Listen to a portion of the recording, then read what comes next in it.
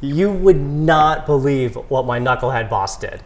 Every single time I go to talk to my boss, he conveniently runs. Oh, nice. Every single time. My boss seriously does not listen to a single thing I say, ever. You know what doesn't feel good? When you're trying to give feedback to your boss and he's just eating snacks. The worst. You know what I'm gonna do? What? I'm gonna write a really strongly worded email to my boss. SLTF, strong letter to follow. That'll totally work. That's totally gonna get him. Today, we're talking about giving feedback to your boss. Not easy. Definitely not an easy task. A lot of emotions when we're giving feedback to our boss or anyone of influence. Anyone of influence in our organization. So let's go through just the process and what we're going to feel when we're in that situation. That's a great point. And the first thing is, how do you feel when you start? You start to think about it. You know that you want to express something.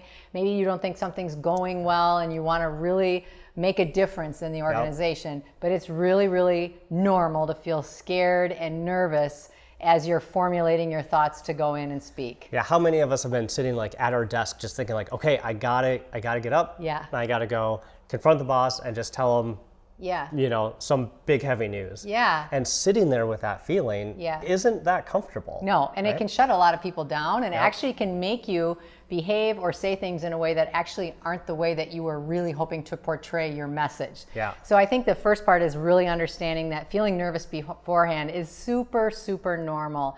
And the second thing I think to realize is there are a number of things that you can do during that feedback that will impact your ability to be heard.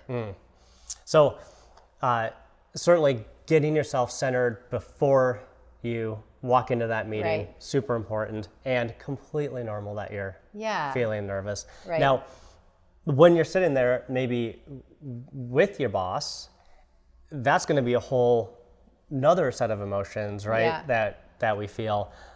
Sometimes it's a continuation of that nervousness. Sometimes though, I felt frustrated and like not feel like I've been heard, right? Like I might say something and then it's just met with like, oh, okay. Like, after you've had all this thought about it. Yeah, like I've been thinking about this for the last 4.5 days and then the payoff wasn't the same. And this is it? Yeah. So really getting through that bit too is a little interesting. And I think too that the thing for you to be considering, or all of us to consider when we have to give that feedback, is to think about it like a sandwich.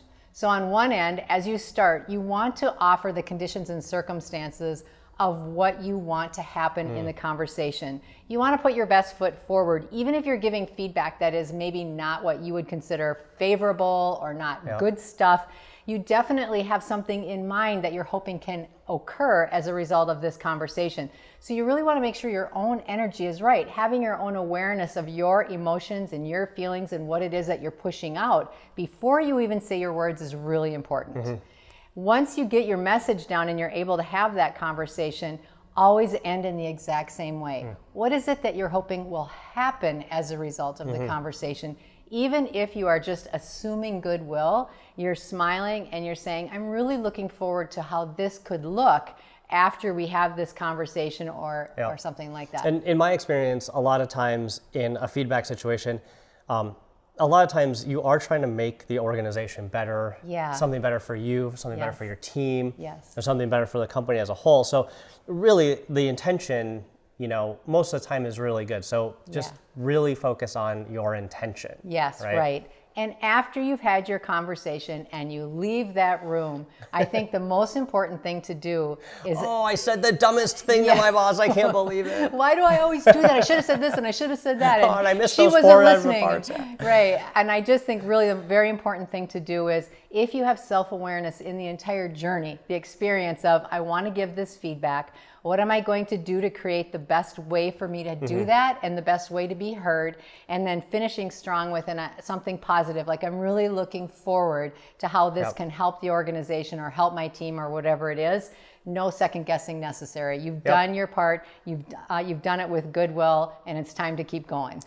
And lastly, just remember your boss is a person too. When they see the random calendar invite that says like, JJ meets with Melissa about blah, blah, blah, they might be a little nervous too.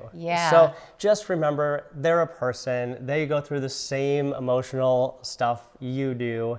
And to give them some grace in that way too.